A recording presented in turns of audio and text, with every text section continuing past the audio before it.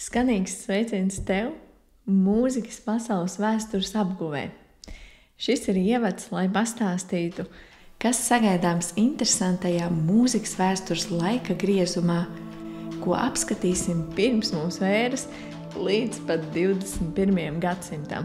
Tu tagad varbūt jautāsi, kāpēc vispār vēsturi mācīties, kāpēc apskatīt piemērus, un viens iemesls noteikti varētu būt iedvesmoties, skatīties, ko pagātnē mēs kā cilvēks esam paveikuši, un tas patiešām ir ļoti, ļoti iedvesmojoši. Ir taču pat tādi pirms mūsu ēras radīti pasaules brīnumi, kas mūs ne tikai iedvesmo, bet arī ir mīkla, jo nesaprotam, kā tie ir tapuši.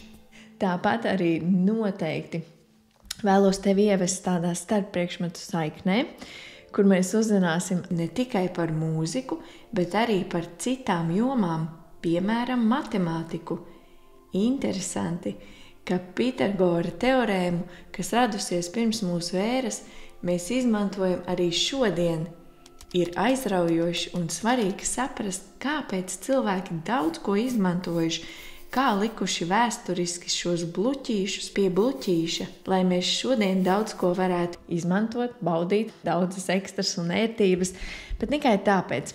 Katra ideja ir iespēja mums pašiem radīt ko jaunu, tāpēc es tevi aicinu ar atvērtu prātu darboties un skatīties vēsturē, lai šis tev ir impulss iedziļināties, pētīt tēmas, kas tev interesē, meklēt papildu informāciju, jo vislabāk mēs mācāmies, kad paši pētām, meklējam un interesējamies. Tāpēc informācija ir ļoti kodolīga, interesanta, saistoša ar interesantiem, arī mūsdienīgiem piemēriem, lai tevi iedvesmotu.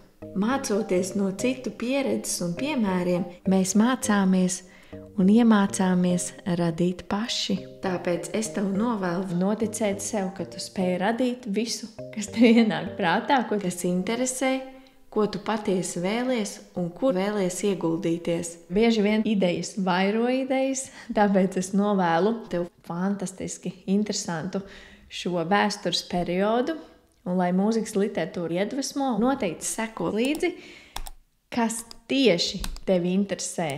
Notici sev un radi, ķeramies klāt!